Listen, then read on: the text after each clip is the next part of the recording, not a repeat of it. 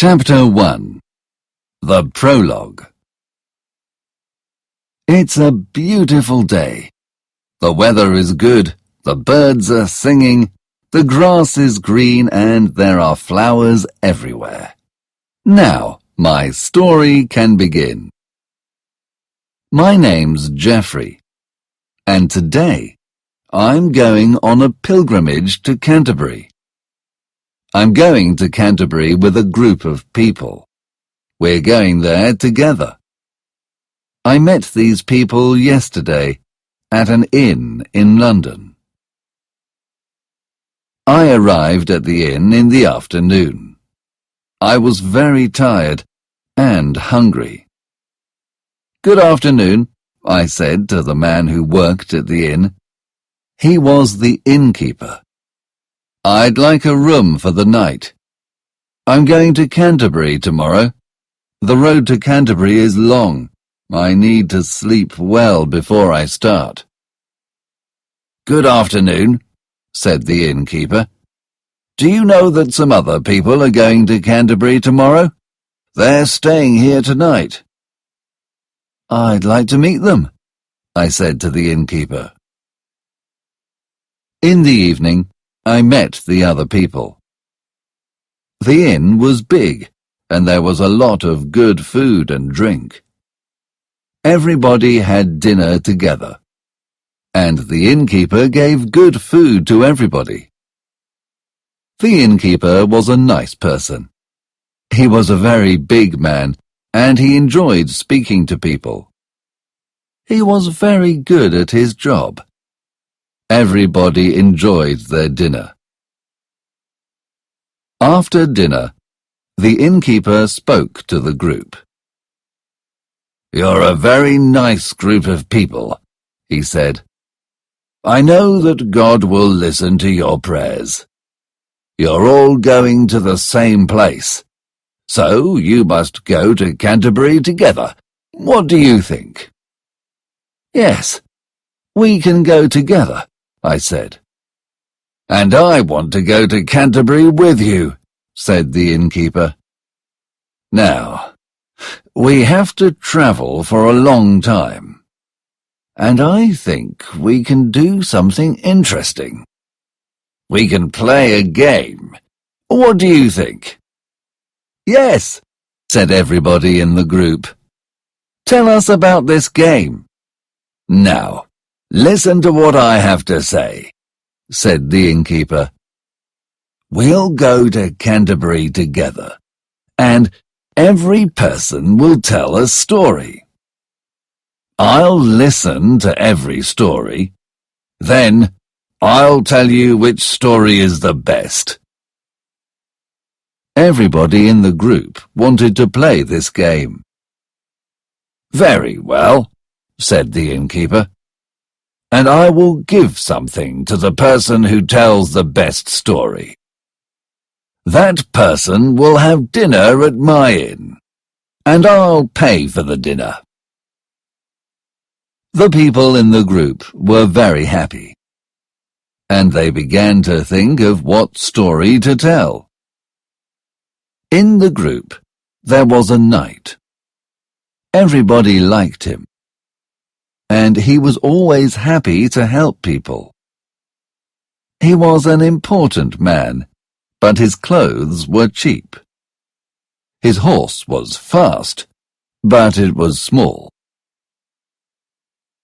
"I'm a knight, and my life is very exciting," said the knight. "And my story is also going to be exciting. It's about two brothers who love the same woman." There was also a clerk in the group. He was a nice man, but he didn't speak very much. He liked reading and studying. That's all he wanted to do. He was very slim, and he didn't eat very much. And he liked books more than food.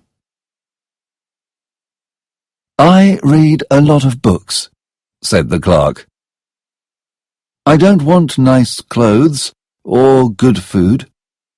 I don't have much money. And I use the money I have to buy books. That's why I read a lot of stories. My story is very easy to understand. But it's not boring. I think everybody will enjoy it. It's about a king who has many secrets. Another person in the group was a merchant. He had a lot of money, but he wasn't a happy man. He always had a sad face. He was different from the knight. His clothes were very expensive. Everything he had was expensive: his clothes, his hat, and his horse. "I have an important business," said the merchant, "and I have a lot of things to do. But I'm not very happy with my life. And that's why my story will be sad. It'll be about an old man who can't see." I also have to tell you about another man. He was a franklin. He was different from the clerk. He was very rich and important, but he didn't have a business. He had a big house in the country, and he often invited people there. He liked good food. "I'm very old, and my house is big, and I like inviting people there," said the franklin. "In my house I often tell stories. I enjoy it. My story will be very interesting. It's about a woman who doesn't like the sea." "Why doesn't she like the sea?" "Well, you'll have to listen to my story." There is another person I want to tell you about. He was a pardoner. He also liked reading. And he liked to sing songs and say prayers. He had a strange face. "I travel a lot, and I always say prayers for people," said the pardoner. "There are a lot of bad people in the world. I'll say a prayer for them, but they have to give me some money. My story will be about 3 people who do something very bad." Everybody was tired. It was late in the evening, and the knight said, "We can go to bed now. Then we can leave early in the morning." We all went to bed. We were tired, but happy. Early next morning we got up, and then we left for Canterbury on our horses.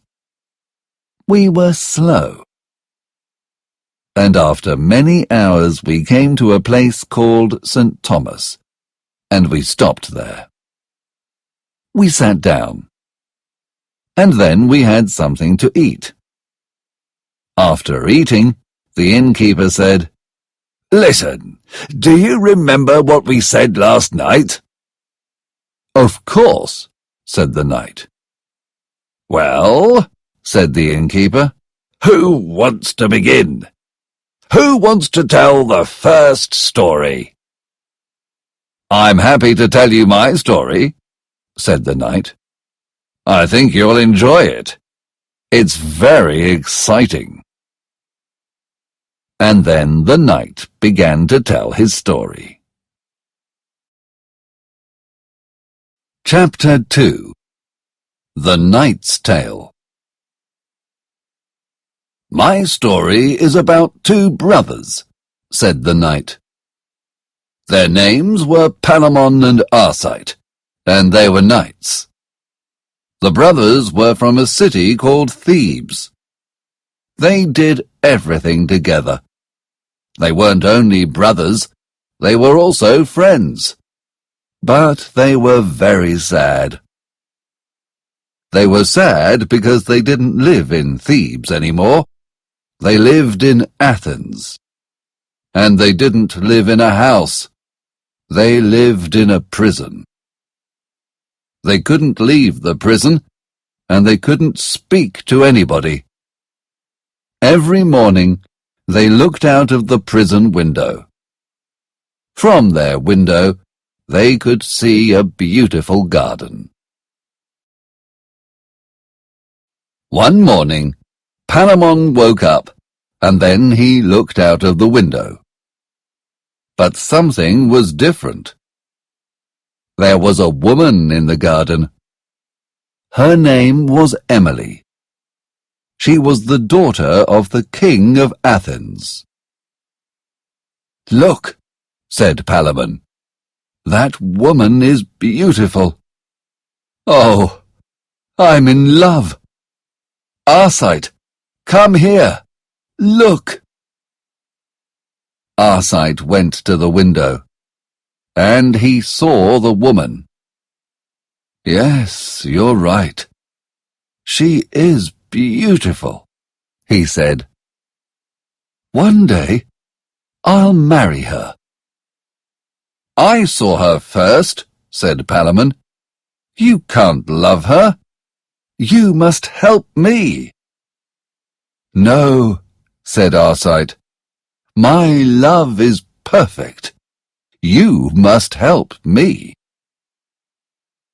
Arcite and Palamon both loved Emily, and they had the same conversation every day. "I love her." "No, you can't love her," was all you could hear from the small room, their prison. And then, one day, a friend of Arcite's visited the king of Athens. He wanted to speak to the king about Arcite. "Can he go home?" asked Arcite's friend. "He's a good man, and I want to see him again."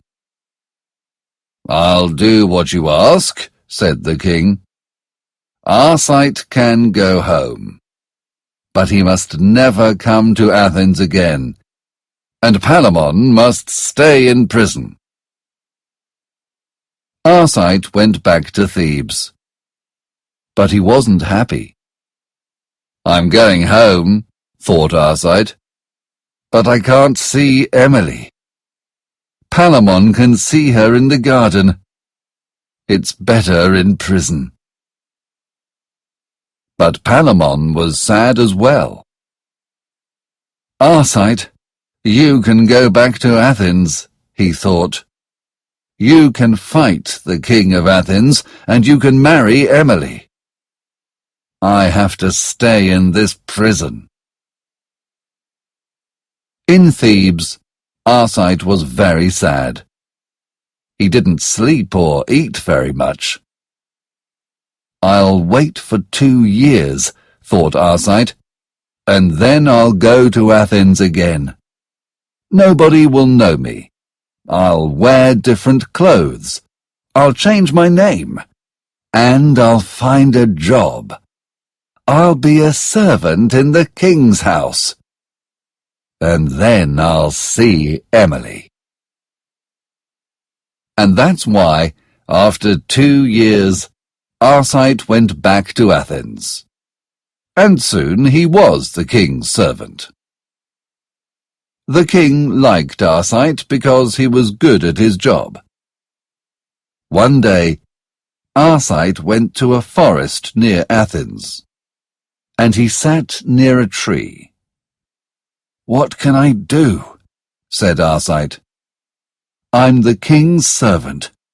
I'm near Emily, but she doesn't know who I am.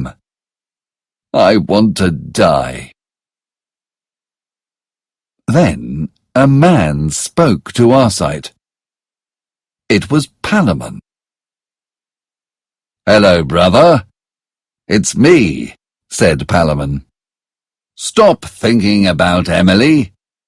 Only I can love her." "Palamon, it's you," said Arcite. "Why aren't you in prison?" The king sent me home yesterday, but I'm not going home. I want to find Emily." "Well, I'll fight you for Emily," said Arcite. "But not today. We're knights, remember? We must do things in the right way. Tonight, I'll bring some food, and then tomorrow we'll fight." "All right," said Palamon. And so the brothers said goodbye. On the next day they met in the forest, and then they started fighting. On the same day, the king was also in the forest. He was with Emily, and he saw Palamon and Arcite. "Stop," said the king. "What are you doing? Stop now." "Kill us," said Arcite. "Now I'm your servant, and before that I was in your prison. My name is Arcite, and this is my brother Palamon. We're fighting because we both love Emily." "Then you must die," said the king. But Emily stopped the king. "Please don't kill them," she said. "They're fighting for love." "Well," said the king, "you're right, Emily. But only one of them can marry you. Palamon, Arcite, come back to the forest next summer. Bring 100 knights, and then you'll fight for Emily. Now go." Soon it was summer. Palamon and Arcite came back to Athens. They both had 100 knights, and they were ready to fight the next day. That night, Palamon had a dream. In his dream, a woman said, "I can see you. You are marrying Emily." On the same night, Arcite also had a dream. In his dream, a man said, "I can hear you. You are saying, 'Hooray! Emily will be my wife.'" Which dream was right? Well, now I'll tell you. In the morning, everybody came to the forest. The knights were ready, and they began to fight. After 3 hours, Emily was worried. "They're fighting for me. Who's going to be my husband? When will they stop?" And then, after many hours, they did stop. Palamon was very tired. "Stop," he said. "I can't fight any more." "Stop fighting," said the king. "Arcite will be Emily's husband." "Hooray!" said Arcite. "I'm very happy. Emily will be my wife. I must go to her and—" But then Arcite stopped speaking. He didn't feel very well. People came to help Arcite. "I'm not well," said Arcite. I can't feel anything. I'm dying. This is the end. Goodbye, Emily, my love. Goodbye, Palamon, my brother." And then Arcite died. Soon it was winter, and the king called for Palamon and Emily. "As you know, Arcite died last summer, and it was very sad," said the king. "Emily, I want you to be happy. Palamon, you must marry Emily. It's the right thing to do." "Thank you," said Palamon. "Arcite was a good knight. He was my dear brother. But we had to fight for love. Emily, I know we'll be happy together, but we'll never forget my brother. He died for love." Chapter 3. The Clerk's Tale. The clerk was the next person to tell his story. "I have an interesting story," he said. "It's about a king called Walter. He was the king of Salluce in Italy. Walter wanted to marry a woman, but only he knew the name of this woman. It was his secret. The woman's name was Griselda. She was young and beautiful, and she was very nice. She was very poor, and she lived in a small house with her father. She cooked and cleaned for him every day. And now I'll tell you their story," said the clerk. One day, Griselda was at home with her father. "Today is the day," said Griselda. "Today we'll know the name of the king's wife. Who will it be? It's very exciting." "I think his wife will be a rich woman," said Griselda's father. But Griselda's father was wrong. And soon he heard somebody at the door. Griselda's father opened the door, and he saw Walter, the king of Salluce. "I want to speak to you. I want to marry Griselda," said Walter. "Griselda? My Griselda?" said the father. "But this is strange. We're poor, and you're the king. Why do you want a poor wife?" "That's not important," said Walter. "She's the woman I love. Can I speak to her?" "Well, of course," said the father. And then Walter went inside the house, and he spoke to Griselda. "Griselda," said Walter, "will you be my wife? You must do everything I say." "I'm too poor for you," said Griselda. "I cook and clean. I work hard. I have a different kind of life. But I want you to be happy. I'll be your wife, and I promise to do everything you say." "That's good," said Walter. And then Griselda went home with Walter. Servants arrived. They gave Griselda a beautiful dress, and on that day Walter married Griselda. Walter and Griselda were very happy. The people of the city liked her. Soon Griselda had a beautiful baby girl. Walter was also happy, but he was worried about something. "Griselda is very nice," he thought. "But does she love me? Is she only nice because I'm the king? I have to know that she loves me."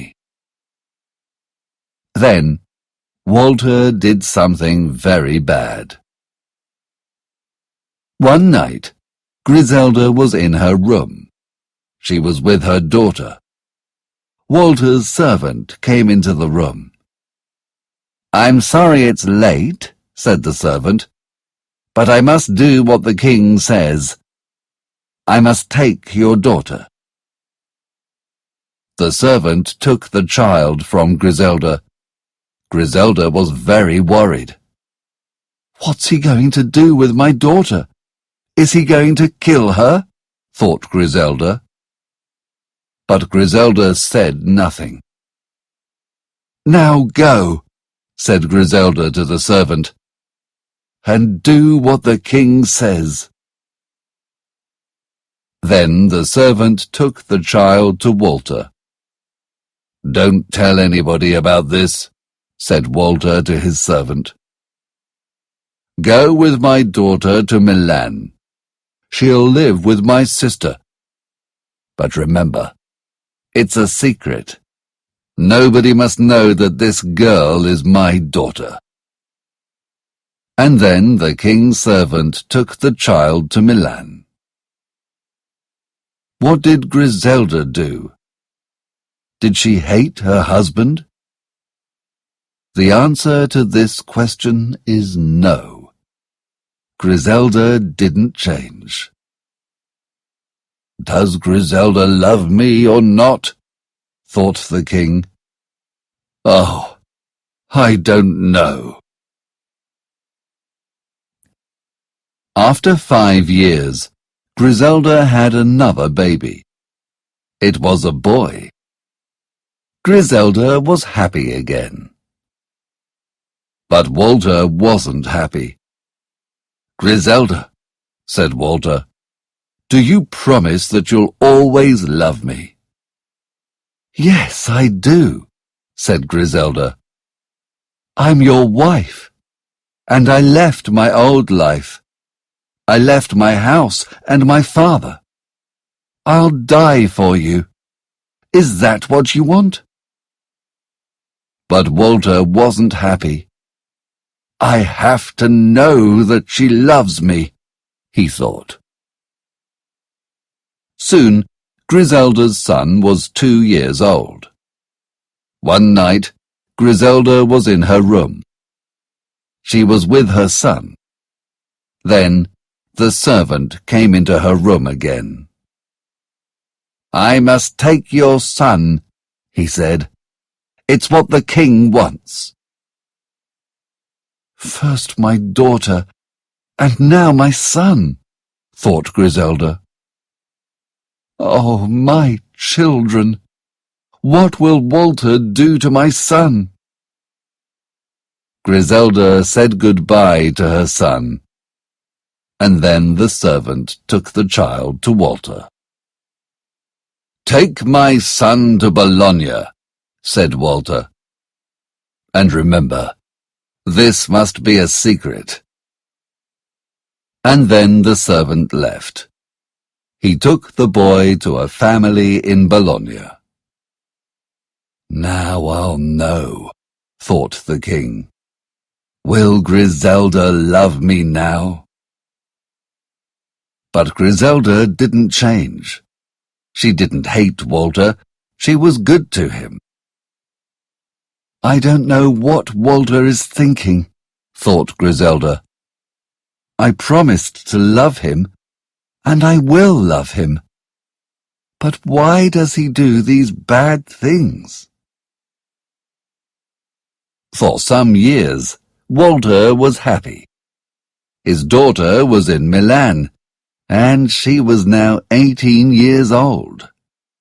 And Walter began to worry again. "Does Griselda love me?" he thought again. And then he did another bad thing. The king called for Griselda, and he said to her, "I don't need you anymore. I want a new wife." Griselda said nothing, and then she left Walter's room. Walter then spoke to his servant. "Bring me my son and daughter," he said. "But it must be a secret. Don't tell anybody who these children are. I'll say to everybody that I'm going to marry the girl. Of course, I'm not going to marry her. She's my daughter. But nobody will know this." That afternoon, Walter spoke to Griselda again. "Griselda, a poor woman can't be my wife. I was wrong," he said. "My new wife is arriving. You must go back to your father's home. Leave your clothes here. I'll give them to my new wife." "Thank you for everything," said Griselda. "I'll go home to my father. He's old. I want you to be happy with your new wife." And then she left the room. The king was very sad. "I hate doing this," he thought.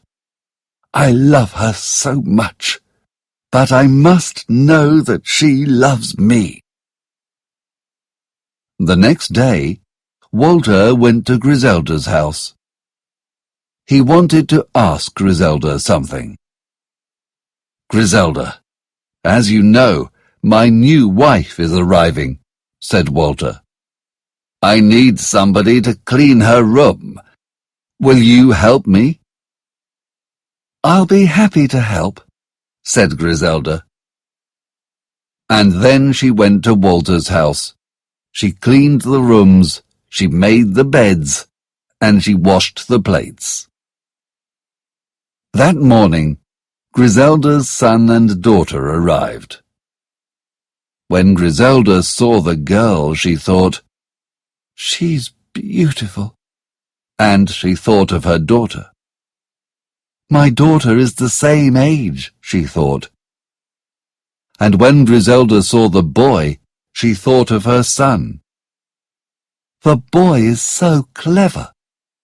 My son is the same age." Of course, she didn't know that they were her children. When Griselda saw the king, she said, "That girl is very nice. She's beautiful. Be nice to her. I hope you'll be happy." "Stop this," said the king. "I don't want to do this any more. My dear wife Griselda, I love you very much. Griselda, you are my wife, and you're perfect." And then Walter called for his son and daughter. "Griselda, this is our daughter, and not my new wife.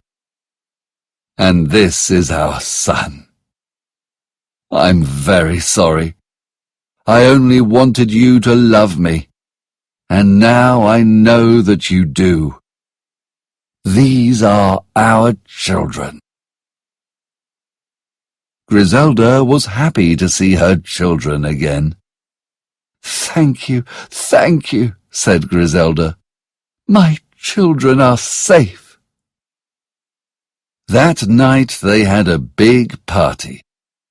Griselda and Walter were both very happy, and Walter never worried about Griselda's love again.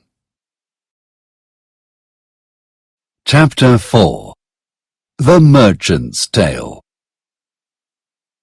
The merchant told the next story. "I travel a lot," he said, "and everywhere I go, I see people that are sad. I have a wife, but do you think I'm happy? Well, I'm not happy. My wife isn't a nice person, and I hate my life. I want to tell you a story about a husband and wife. It's a story about a rich old man. His name is January. January wanted to find a wife, and he asked his friends to help him. "Don't find me an old wife," said January. "I want a young wife." January's friends found a wife for him. Her name was May. She was young, but she didn't have any money. January was happy with his wife.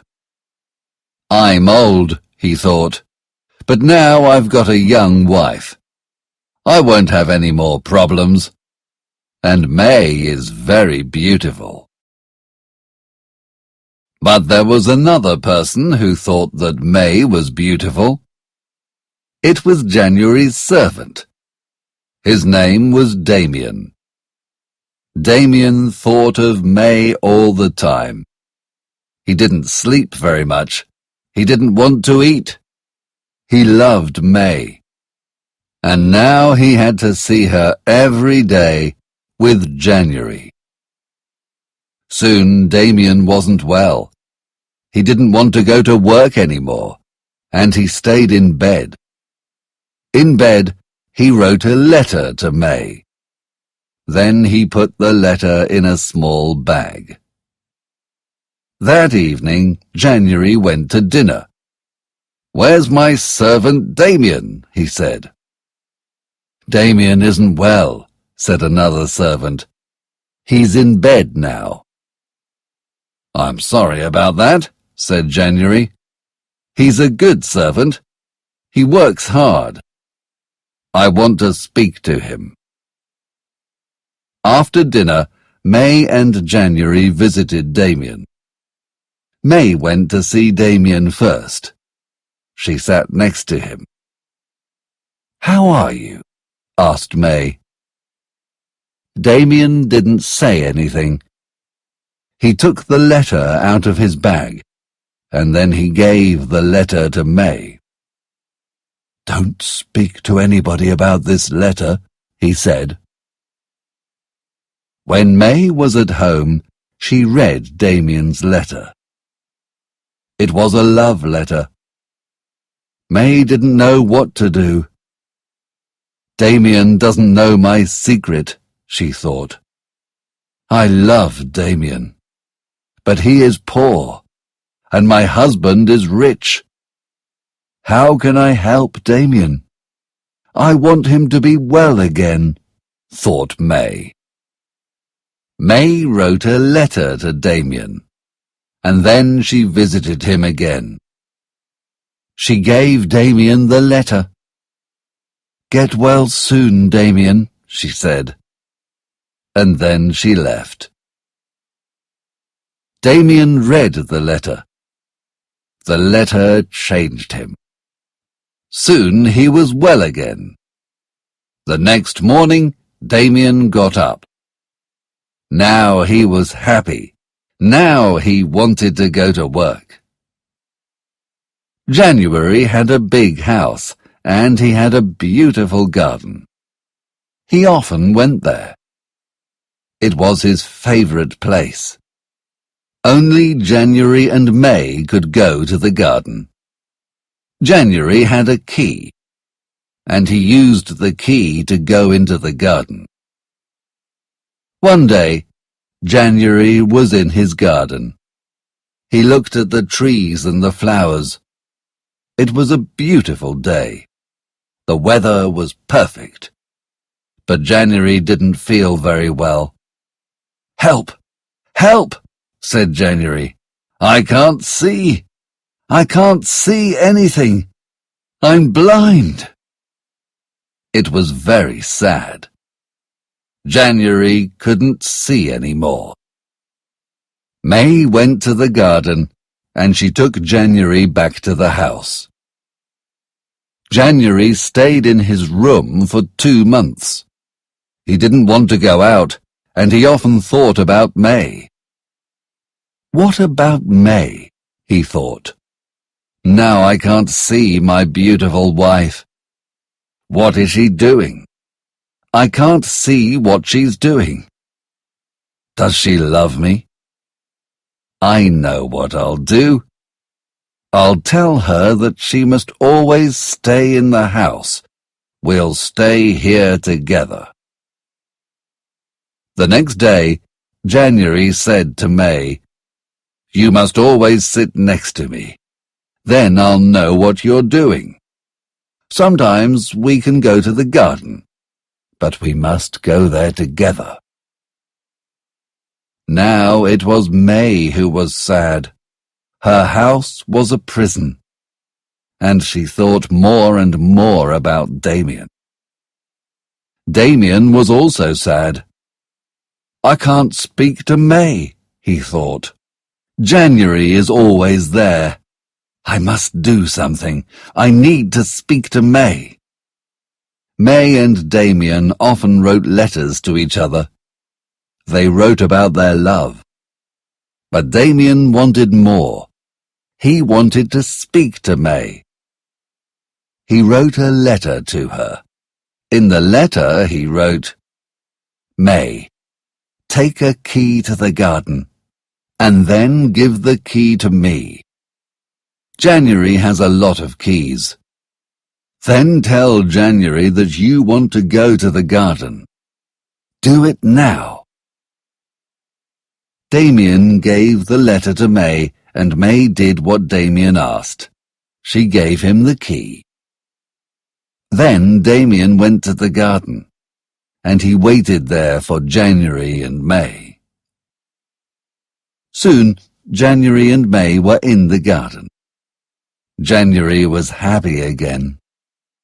I'm old, and I can't see, he said to May. But I have you, my love. I love you so much, and I want to show you how much I love you. Tomorrow I'm going to give you all my money, and this house, and this garden. January, what are you saying? Said May.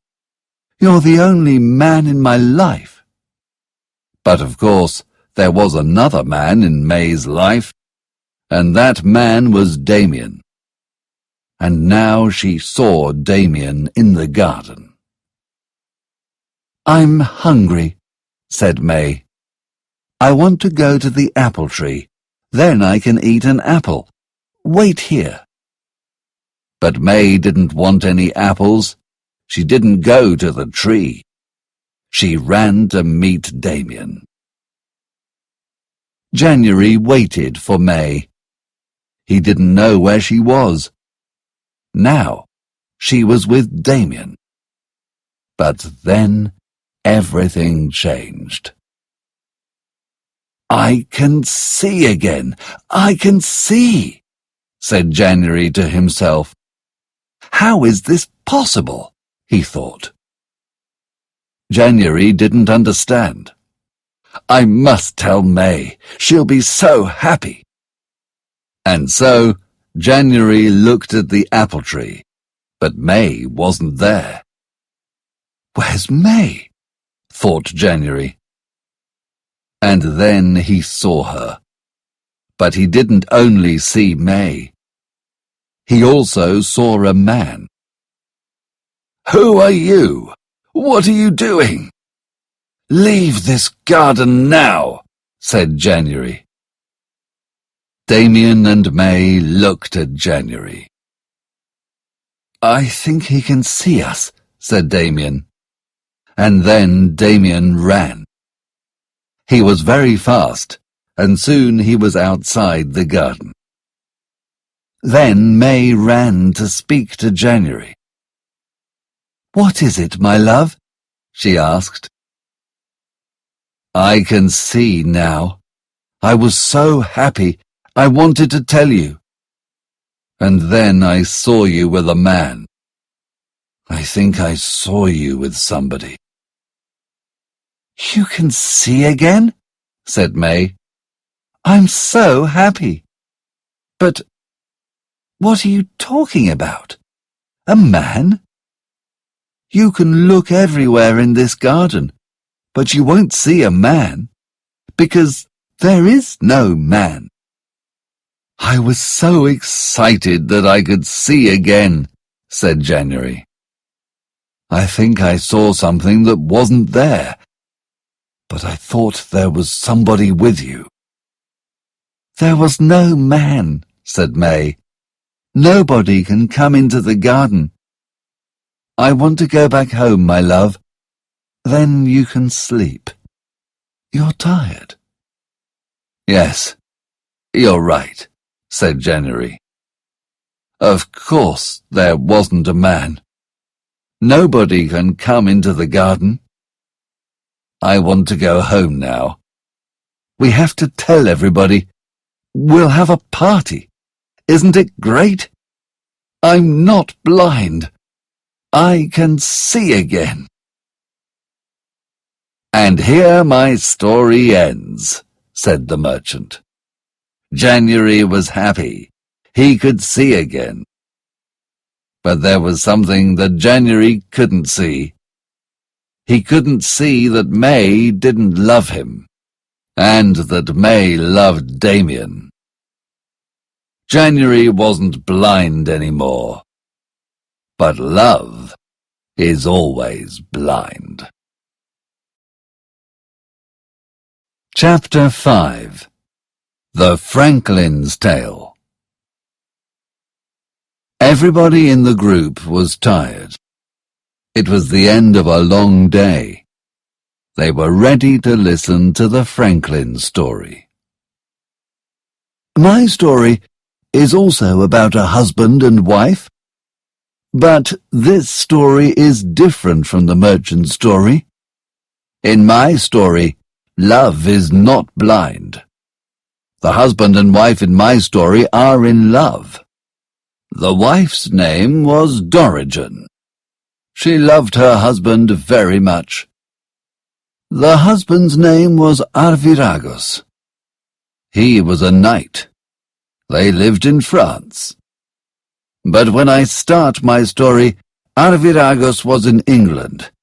Dorigen was very sad. She thought about her husband every day, and she stayed at home. Arviragus wrote a letter to Dorigen. "Don't worry, I'll come home soon," he wrote. Dorigen read the letter. "I don't want him to come back soon. I want him to come back now," she thought. "But I must go out. I must try to be happy." And so Dorigen started going out. Her house was near the sea. She often went for a walk there with her friends, and she always wanted to look at the sea. "Where is the boat," thought Dorigen, "that will bring me my husband?" And sometimes she looked at the big black rocks in the sea. "I don't like the sea," said Dorigen to her friends. "Look at those black rocks.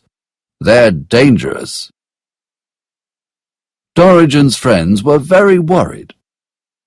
"You must stop thinking about those dangerous black rocks," they said. And so Dorigen's friends took her to a dance. But she didn't want to dance. At the dance there was a man called Aurelius. He loved Dorigen, and he wanted to speak to her. "Dorigen, you don't know me very well. My name is Aurelius. You're so beautiful. Is there a place in your heart for me?" Dorigen looked at Aurelius and said, "No, there isn't. I'll always love my husband." "But what will I do? I need you," said Aurelius. "I'm sorry," said Dorigen. "But," said Aurelius, "is there anything I can do?" Well, I want the black rocks in the sea to disappear. Do this, and then there will be a place in my heart for you." "But that's not possible," said Aurelius. "Nobody can do this." "I know," said Dorigen. Aurelius went home. At home he said a prayer. "Help me," he said. And then he went to bed. And he stayed at home. He never went out. He didn't want to see anybody. Soon Dorigen's husband came home. Dorigen and Arviragus were together again. Aurelius was at home. He was always at home. One day, Aurelius read an interesting book. It was a book about magic. I can use magic? With magic, the black rocks will disappear, thought Aurelius. I know a man in Orléans. His name is Simon. He's famous for his magic. I can ask him to help me. The next day, Aurelius went to Simon's house. "Hello," said Simon. "Have dinner with me, and you can tell me everything." At dinner there was every kind of food. There was meat, fish, fruit, and vegetables. They ate, and Aurelius told Simon his story. Simon listened to the story, and then he said, "It's true that I sometimes do magic, and now I'll do some magic for you." And then the food on the table disappeared. Aurelius was very happy. "Can you help me?" said Aurelius, "with the black rocks?" "Yes, I can," said Simon, "but it'll be expensive. You have to pay me £1,000. "That's a lot of money," said Aurelius. "But all right, you must be quick. I want to go home tomorrow." In the morning they went back to Aurelius's house. Simon started work, and after 2 days he was ready. "Aurelius," he said, "we can go and see the black rocks." They went to the sea, but when they arrived, the black rocks weren't there anymore. "Oh, thank you so much," said Aurelius. "I must show this to Dorigen." The next day, Aurelius met Dorigen. "Hello, Dorigen," he said. "Do you remember our conversation about the dangerous black rocks? Do you remember what you promised? Please tell me that you remember." "Yes, I remember," said Dorigen. "Well," said Aurelius, "the black rocks aren't there anymore. Come and see." When they arrived, Dorigen looked at the sea. And then she said, "But how can black rocks disappear? What can I do? I have to speak to my husband." And then she ran back home. When Dorigen arrived home, she started to think, "I made a promise, and promises are important. But I'll never do anything bad to my husband. What can I do?"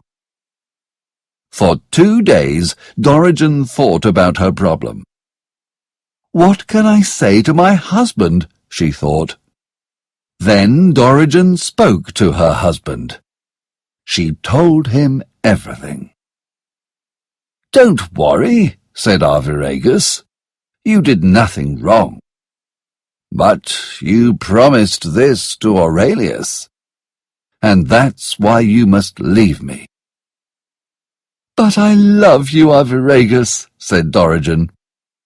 "Oh, what can I do?" Dorigen went to a garden. She needed to think. When she was in the garden, a man spoke to her. "Hello. Where are you going?" It was Aurelius. "I don't know," said Dorigen. "My husband says I must leave him. The black rocks aren't there anymore, and I promised to be with you." Dorigen was very sad. Dorigen stopped speaking. And then something changed inside Aurelius's heart. "I hate to see you this sad," he said. "Your husband is a good man. You and Arviragus have a perfect love. I must stop this. Go home to your husband. We'll forget about your promise." "Thank you, Aurelius, thank you. Oh, I'm so happy," said Dorigen. And then she went home to tell her husband. Then Aurelius remembered something. "I have to pay Simon £1,000, and I only have £500. What am I going to do? I'll bring him £500. I think he'll understand." Aurelius went back to Simon's house. Aurelius was very worried. "Simon won't be very happy," he thought. "Hello," said Simon. "Do you have my money?" "I can give you £500, said Aurelius. "Why don't you pay me everything? I did everything you asked of me, didn't I? The black rocks disappeared." "Yes, they did," said Aurelius. "And I'm very sorry about the money." And then Aurelius told Simon everything. He told him about Dorigen and Arviragus. He told him about their perfect love. "You're all very good people," said the man. "You did a very good thing. You have a good heart. And I want to be good as well. You forgot about Dorigen's promise, and so I'll forget about the £1,000. I won't take any money from you." "Thank you, Simon," said Aurelius. And then Aurelius went home. "I'll never be with Dorigen," he thought, "but I'm happy, because I did a good thing." And that is the end of my story, said the Franklin. As you can see, it's different from the merchant's story, because this story tells us that there are also many good people in the world. Chapter 6. The Pardoner's Tale. "And now I have a story for you," said the pardoner to the other people in the group. "It's a story about 3 men. They were called Amis, Lucien, and Maurice. Amis talked a lot. The other 2 men didn't talk very much. These men were very bad. They only thought about money. They were always together, but they weren't friends. Friends help you. Friends listen to your problems. They were greedy, and they had no love in their hearts. I will begin my story in an inn. The 3 men were together at a table near the window. "I'm hungry," said Amis. "So am I," said Lucien. "I want something to eat." But then Amis saw something strange. "Look," he said. "Look out of the window. What are those 2 men doing?" "Oh, yes," said Lucien. "They're carrying a man." "You're right," said Amis. "Who is he? I think we know him. Yes, it's Adranus." "Innkeeper," said Amis, "is that Adranus?" "Yes, it is. Adranus died last night. Somebody killed him," said the innkeeper. "Who did this to Adranus?" asked Amis. "Death did it," said the innkeeper. "Death? That's a strange name," said Amis. "Why is he called Death?" "Because of the things he does," said the innkeeper. "Last week he met 5 people, and he killed them all. Nobody can find him. Everybody is worried about Death." "We'll look for him," said Amos. "It'll be good fun. We'll find him, and we'll fight this strange man called Death." "Don't do it," said the innkeeper. "He's very dangerous." "Don't worry, we know what to do," said Amos. "People say that Death lives near the mountain," said the innkeeper. "Don't go near the mountain, or you'll be the next people to die."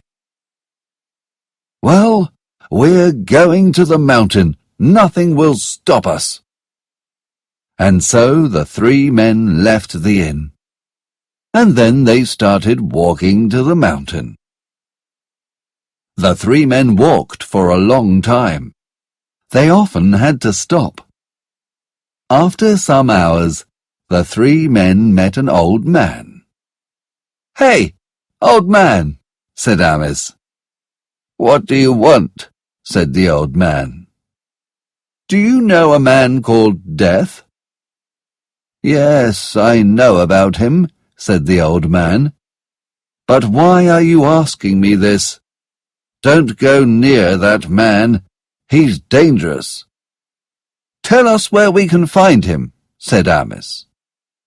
"Nobody knows where he is," said the old man. "But people say he often goes to a place. They say he puts his money there." "Money?" said Amos.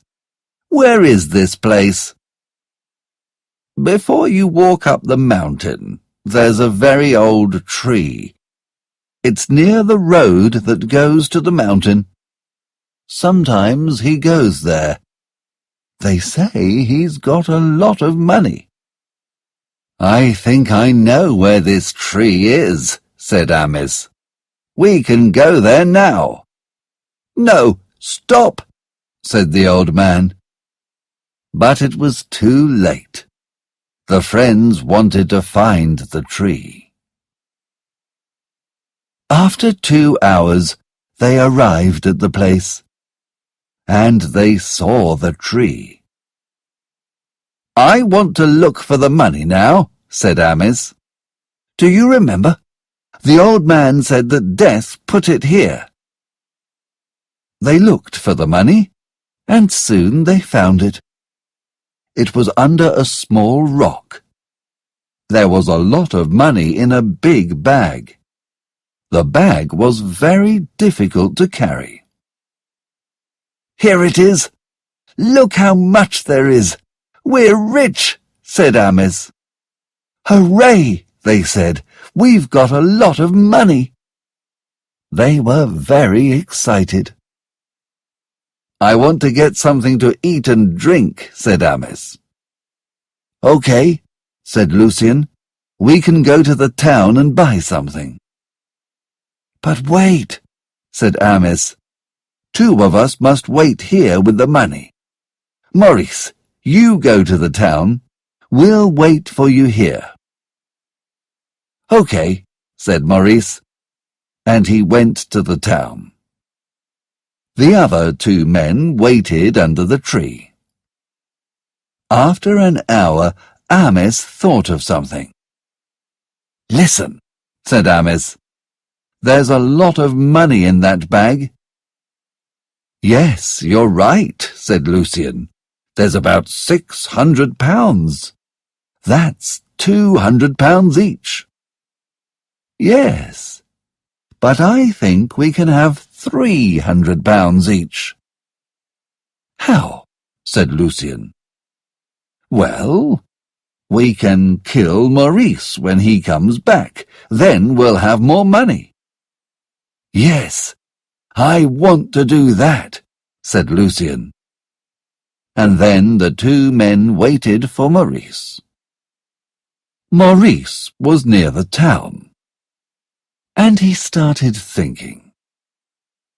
"Well, there's about £600 in that bag.